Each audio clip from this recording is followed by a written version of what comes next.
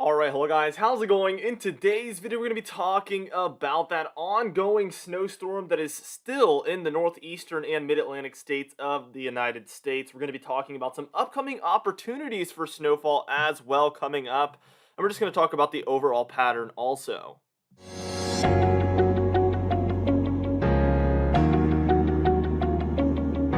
Anyways, before we get into things, be sure to smash that like button, leave a comment down below, and subscribe for more weather-related content.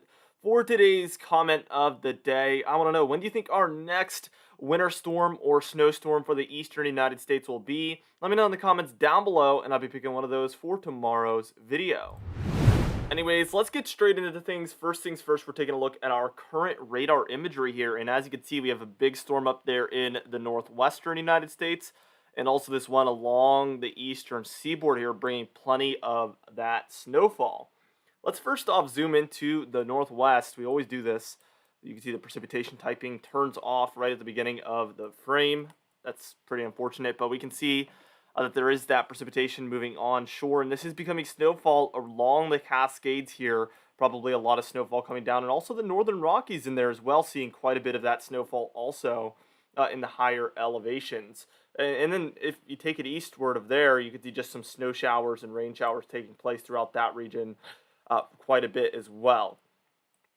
Let's go ahead and zoom in here to the northeastern United States, where we could see this snowstorm that has taken place. Very heavy snowfall has taken place along the eastern seaboard from Washington, D.C. up through Baltimore, Philadelphia, a lot of the populous regions of New Jersey. We see New York City in there, Connecticut, Boston, all the way up the eastern seaboard here through the mid-Atlantic and New England states. We've seen heavy snowfall, and especially in these blue pockets, which have mostly taken place in this region.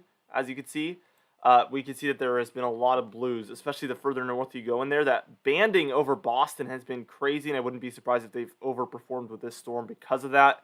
If you are in that region, let me know what's going on the ground. Also, some other regions in New England especially have seen that heavier banding. Also, New York City was in that heaviest band, and portions of Long Island. So if you are in these regions, let me know how that banding has impacted you with this storm. I'm very, very curious. Now, as we take a look at some of this lake effect that's been going on, we can see areas like Cleveland, Erie, Buffalo, areas north of Syracuse up there, south of Kingston. We've seen a lot of these heavy bands of lake effect snowfall taking place. Very, very interesting, especially here near Cleveland, north of Erie, south of Buffalo, and then south of Kingston. We've seen this heavy, heavy banding of lake effect snowfall. Very, very interesting situation we've seen take place. And there's also some lingering snow showers here just to the west of the Appalachian Mountains here in Kentucky, Virginia, West Virginia. Very, very interesting in there. Probably picked up a bit of extra snowfall on top of what's already fallen for these regions with these lingering areas of snowfall. Very interesting situation they've seen up there as well. Now, what we're going to do here is we're going to move on and take a look at some modeled guidance.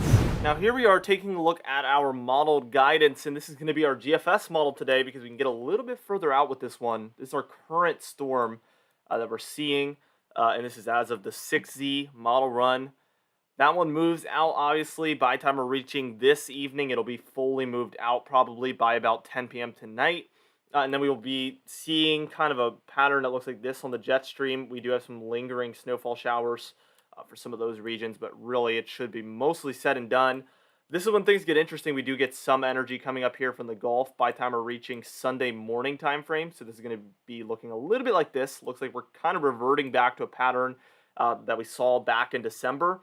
But generally this evens out over time and actually heads eastward. We get a huge cold front here. You can see this precipitation out and ahead of it there. Even some snowfall for these regions. So this is more snowfall already for this similar region.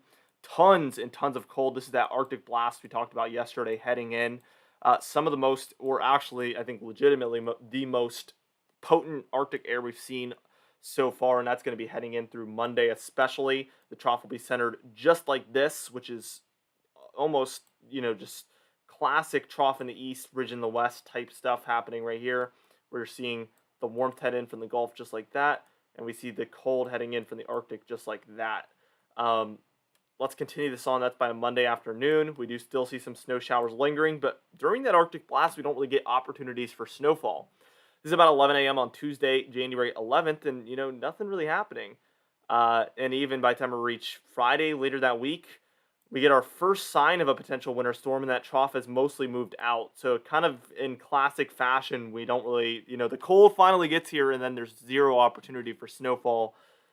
Really unfortunate how that just lines up perfectly like that, or imperfectly, depending on if you like snow or not. But we do get a bit of a winter storm up here by the time we're reaching around Saturday morning, January 15th, according to this model. That is very long range, almost 200 hours out, but they do have kind of an upper Midwest, Great Lake, and northeastern snowstorm there take place. A bit of a strong clipper system, I would say. And a lot of that energy does transfer offshore, and it does become a bit of a Miller B nor'easter, where a lot of the snowfall is kind of aligned like that, as you can see. So we do get quite a bit of snowfall there, and some lingering snow showers with a very weak low pressure system that moves in after it. So we do get a bit more energy by the time we're reaching Monday, January 7th. But still, we're in a jet stream pattern that looks like this. So the opportunity for snowfall appears like it's going to continue throughout the month. And the opportunity for potent cold seems to be like it's going to be centered over the east throughout this upcoming pattern. So that's Monday. And then we reach about Wednesday, January 19th. Keep in mind, take this with a grain of salt. This is very, very long range. We see a low pressure system move in like this. We do see some snowfall taking place there still. Still, the trough is centered about like that. That snowstorm moves out, and then we get another one kind of moving offshore. That's well offshore, but this model does have some snowfall along the eastern seaboard with a massive trough still centered over the east. This one is a very massive trough, and that's why cold and snow is able to happen so far south, because that's, very, very potent Arctic blast. And this model just keeps it going even further south, has the trough going about like that, and it has a snowstorm happening down here for the south central United States.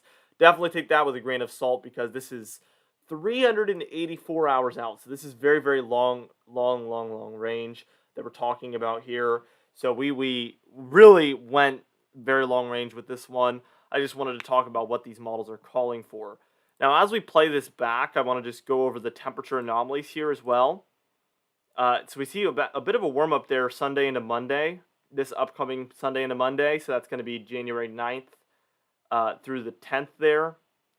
And then we see a cold air mass come in behind it later on the 10th. So this is when this jet stream looks about like that. We see the cold air pouring in from the Arctic regions. This is Arctic blast number 1. Let's just continue this on. It stays cold through the middle portion of the week until about Thursday, when we get kind of a flat jet stream, I would say. Very warm overall for most of the United States. Then about Saturday, January 15th, and then through the 16th and 17th, we get another trough here in the eastern United States. This one just as potent as the previous one. Very, very potent air, especially in those greens, blues, and magentas. That sticks around through that week, and then we get an even more potent one. This is that one we saw that happens later on in the model run. This would be just extreme, reaching all the way down to Florida, the deep south here, and then warm air reaching way up into western Canada there. So this is like an extreme Arctic blast, and this model shows it in the very long range. This is January 22nd. I'm rolling on the 7th right now, so take this with a huge grain of salt, or I guess a very small grain of salt. I don't know how that would work, but yeah, that sticks around quite a while, and this is reminiscent of 2013 to 2014, or even beyond what that was for the eastern United States. So this would be so extreme. That I am doubtful that we will see this, but it is interesting to see that this model does call for us to stay overall in a very, very cold pattern through the later portion of this month. And that is something that you can take away from a model run, even when it goes very long range. The overall pattern of what a model is showing is kind of useful the longer out you go, but the very specific things like saying, oh, at 2 a.m. on Sunday, January 23rd, it's going to be below normal temperatures, like this is showing here. That's not really something that we can expect to be exactly what this model is showing, but the prolonged periods of cold air, the very cold pattern through the 23rd, that is something that we can take away from this model run. Anyway, for today's confidence tab, understandably, we're actually at a 3 out of 6. We've moved down because we talked about very, very long range stuff in this video.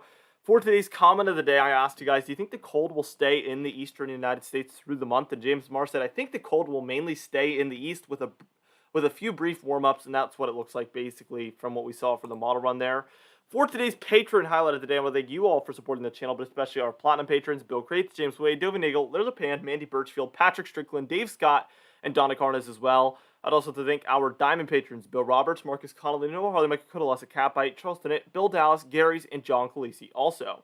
I'd also like to thank our channel members, Catbite, Stephen Fan, and Jeremy Cox as well. Anyway, guys, thank you so much for watching this video. Be sure to smash that like button, leave a comment down below, and subscribe for more weather-related content. I'll see you guys in the next video.